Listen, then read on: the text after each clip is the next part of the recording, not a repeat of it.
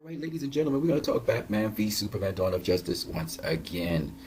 Now, I was listening to a bunch of people online watching all these comments, and some people, they had a problem when they watched at the Justice League teaser in the Flash that was acted out by Ezra Miller. Two pet peeves they had. One, when he moved and used the Speed Force, the electricity coming off of him in the form of lightning was blue, white blue, and not yellow. Their other second pet peeve was his uniform and that he was not Grant Gustin. Now, as you look here, this is Grant Gustin in his Flash uniform. I want you to pay good attention. In fact, I'm going to scroll up and down so you can actually look at his Flash uniform. This is his complete uniform you're watching at here. Okay? I want you to have a good look at it. Alright? That is the Flash uniform for TV sitcom. TV sitcom. Now, some people say they prefer this uniform to this uniform of the Flash. I want you to see his complete uniform. They're saying that this uniform looks plasticky and it looks like he's a robot or something. Now, I really don't get that. In fact, to me, even though it's a little bit more elaborate, it looks to me like something that someone with a very great intellect would put together. Whereas, this uniform is ridiculous, okay? Scientifically, how does that help him as he's moving in different time zones at very high speeds? What stops him from burning up? I mean, this thing looks like fabric, okay? Leather fabric, okay? Look at his pants. They're not even streamlined for his movement.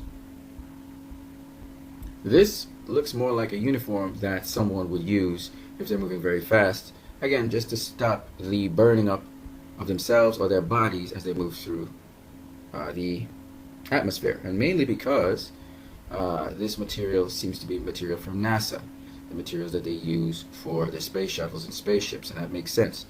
And it's all bound together by tethers of some sort of material for which we don't know. It's an elastic material, obviously, to keep the elasticity of the plates on his, to protect him from burning.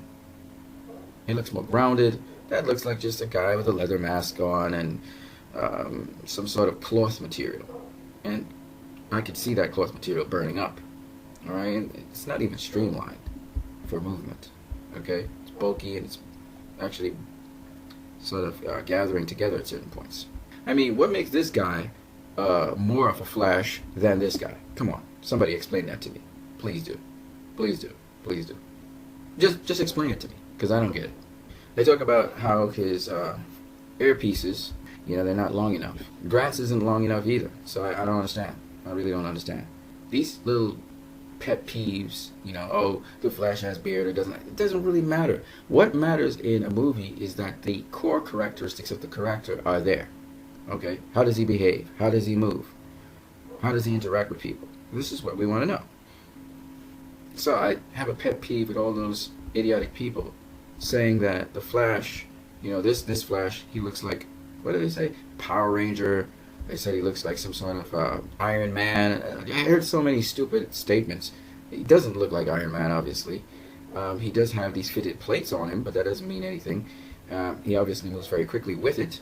He obviously has a better, much more streamlined suit for movement than Grant Gustin, and we can see that by just comparing the two photos. There's nothing streamlined about Grant Gustin. In fact, look at all of these little bumps. These are clothing bumps. These are clothing wrinkles. That. Look at all the bunches here. There's nothing streamlined about his suit. You see what I'm saying? This is not believable.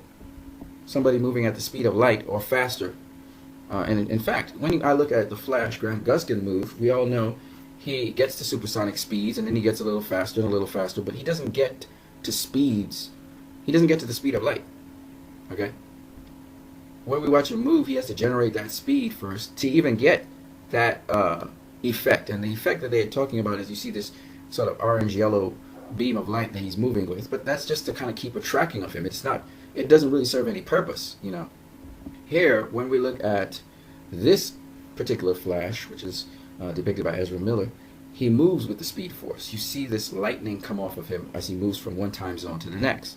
And I thought that this was just well done, well translated, versus the other Flash, which didn't make any sense. So was he building up charge or something? This Flash, he's not building up charge. When he instantaneously, once he changes speeds because of something that probably snaps in his head, electrical signals or whatever, you can see the Speed Force around him. You can see the lightning coming off of him. Remember, the Flash was struck by lightning. This is why he became the Flash, under certain conditions. But nonetheless, that's what made him the Flash. That's why he's called the Flash, because it's like a flash of lightning. It's not just he moves like a flash or a blur, but he actually has flashes of lightning coming out of him. That's why he's called the Flash. And it is captured best by Zack Snyder in how he moves so very quickly. Just like light, he moves very, very fast. You can't really see him unless you slow the thing down completely, right?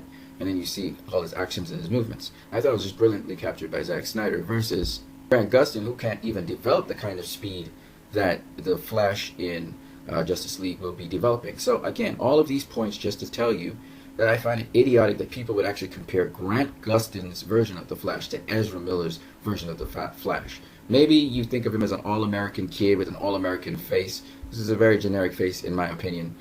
I guess some people, that appeals to them, whereas this face is not as generic and all-American as, say, Grant Gustin's face.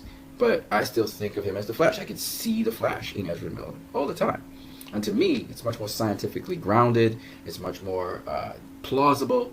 You know, the technology he's using, the way how he thinks. It's very, very grounded. Whereas this is a stretch of your imagination to really actually believe that this Flash exists. Okay, they tried to give some explanation in the television series, but this is just good enough for television. I would not like to see this Flash in this world. I'm just being frank with you guys. He doesn't fit in this world. When you can't distinguish a TV show from a movie, man, you know, there's just certain fundamental things that really bug me, and it's a peeve of mine. You know, this is a TV show. Look at the guy's suit, man. Come on. The guy looks like he's in a cosplay or something. This doesn't look cosplay-like. This looks like something that actually looks like it's technologically driven. Okay? By the way, this is not the Flash's final suit. His final suit will be, I guess, designed by Bruce Wayne, and he'll have something different by the end of the movie. All right? Anyway, you guys have a great one.